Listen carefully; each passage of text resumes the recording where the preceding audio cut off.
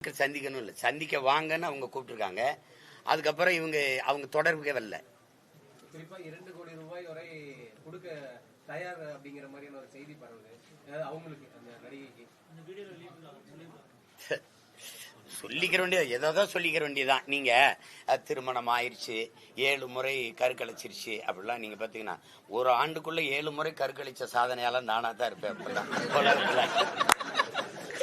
அதுலயே சிறையில இருந்துகிட்டே கருவை கலைக்கிற ஆளு நானா தான் இருப்பேன். அதுக்கப்புறம் திருமணம் ஆயிடுச்சுன்னா நீங்க திருமணம் ஆனதுக்கான சான்றிதழை காட்டணும்.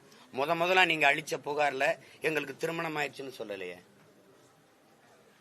2வது புகார்லயும் சொல்லலையே. திருமணமான அதுக்கான படங்கள் அதுக்கான இதெல்லாம் காட்டியிருக்கணும். அப்படின்னா எனக்கு திருமணம் ஆகும்போது அதை வெளியிட்டு தடுத்துருக்கணும். எங்களுக்கு திருமணம் ஆயிடுச்சுங்க, மறுபடியும் ஒரு திருமணம் ஆகலாம். இதுல இருந்து நீங்க இதையே யாருமே கேட்க மாட்டீங்க, என்கிட்ட கேட்குறீங்க. உங்களுக்கு இது ஒரு சுவாரஸ்ய கதையா இருக்குது, ரசிக்கும்படியான ஒரு கதை. அப்ப நான் செய்யறத தப்பு நினைக்கிறேன். அப்ப நானும் இனிமே ஒரு ஆடியோ வெளியிடுறேன். ஏங்க நீங்க தான் அவர் தராரு, அவங்க பல ரூபாய்களை லட்சக்கணக்கான ரூபாய்கள் நகைகளை எனக்கு கொடுத்துட்டதா சொல்லிதான் சொல்றீங்க நீங்க. அப்புறம் நான் அவங்களுக்கு கொடுக்குறேன்னு சொல்றீங்க.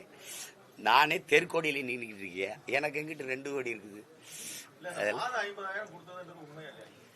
அதாவது அவங்க என்னன்னா ஒரு காலகட்டத்தை எங்களுக்கு ரொம்ப இதாயிருச்சு, 15 வருஷம் கழிச்சு சாக போறோம் அப்படின்னு எனக்கு எங்க வீட்டுல வேலை செஞ்ச ஒரு பையன், அந்த காலம் வேலை செஞ்சவனை பிடிச்சி அழுது இது பண்ணி அந்த குரல் செய்தியை கேட்டோன்னு சரி இப்போ ஏதாவது கொடுத்து உதவுங்கன்னு சொன்னேன். சாக போறோம், எங்களுக்கு மாசம் அந்த குரல் செய்தி அப்புறம் நான் வெளியிடுறேன் பாருங்களேன். அதை கேட்டா நீங்க கூட காசு கொடுப்பீங்க. பாவம், உதவின்னு கேட்கும்போது கொடுத்து தொலைக்கிறதா, அது அவங்களுக்கு நமக்கு எந்த தொடரும் இல்லை. கேட்டோன்னு சரி கொடுத்தோம். ஒரு 2-3 மாசம் ஏதோ தம்பிங்க கொடுத்து உதவி இருப்பாங்கன்னு நினைக்கிறேன். ஏதாவது உதவி விடுங்கன்னு சொன்னேன். அதுக்கப்புறம் திருப்பி தான் அந்த மறுபடி